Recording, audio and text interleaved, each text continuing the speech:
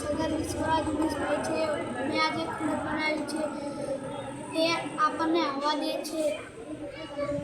તે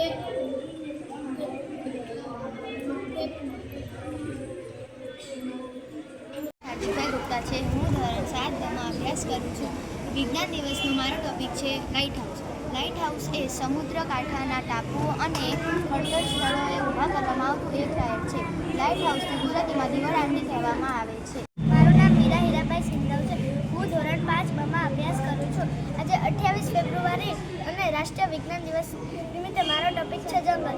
જંગલની અંદર અલગ અલગ જાતના પ્રાણી અને પક્ષીઓ દેખાય છે. જંગલની અંદર ઘણા બધા વૃક્ષો અને છોડો હોય છે. મારું નામ ચારુલા કશિશ છે. હું ધોરણ 6 અભ્યાસ કરું છું. આજે હું તમને પાણી શુદ્ધિકરણ વિશે થોડી માહિતી આપીશ. પાણી શુદ્ધિકરણની ક્રિયા એ પાણીને સાફ કરવાની ક્રિયા છે. તે પાણીમાંથી ધૂળ અને જીવજંતુઓને દૂર કરે છે. શુદ્ધ કરેલું પાણી પીવા માટે સુરક્ષિત હોય છે. મારું નામ પરિકર ધવલભાઈ છે. હું ધોરણ 6 અભ્યાસ કરું છું. આજે મેં હિંચકો બનાવ્યો છે. આવો હિંચકો તમને મેળામાં જોવા મળે છે. હિંચકો વર્તુળાકાર ગતિ કરે છે. ગતિઓના 4 પ્રકાર હોય છે: વક્ર ગતિ, આવર્ત ગતિ, વર્તુળાકાર ગતિ અને સુરેખ ગતિ. તેમાંથી સુરેખ ગતિ અને વર્તુળાકાર ગતિ કરે છે.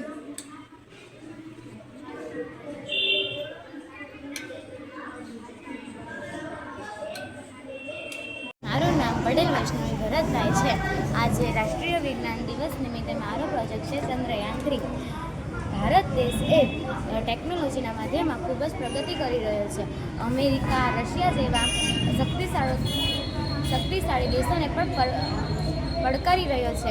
ચંદ્રયાન 3 23 ઓગસ્ટ 2023ના રોજ જ્યારે ચંદ્રયાન 3ની લોન્ચિંગ અને લેન્ડિંગ તે સફળતાપૂર્વક થઈ હતી.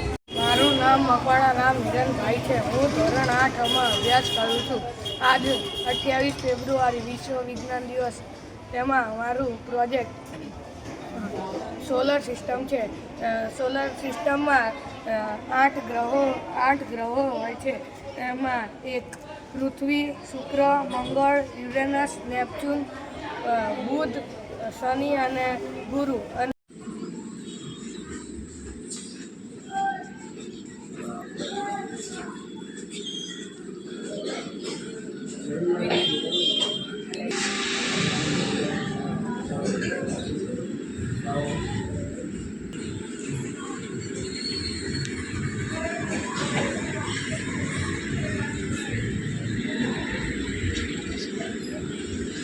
मानो के बैठो है शर्मा वालों हाथ ऊपर कर दो भव्य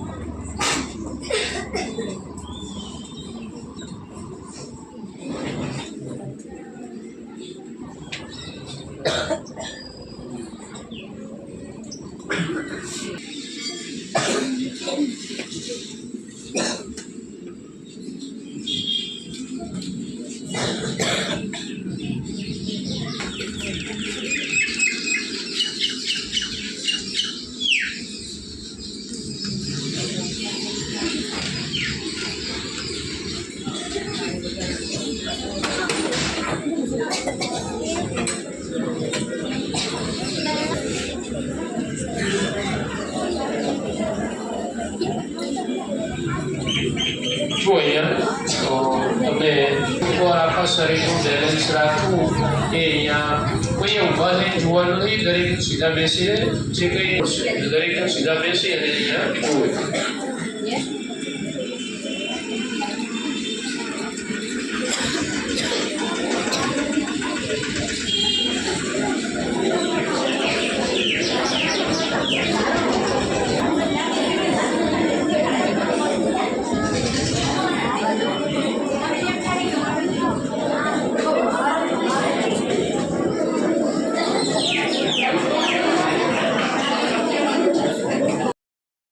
આજે મેં એક ગઝલ ગેમ બનાવી છે. ગઝલ ગેમ એ વિજ્ઞાનનો એક ભાગ છે.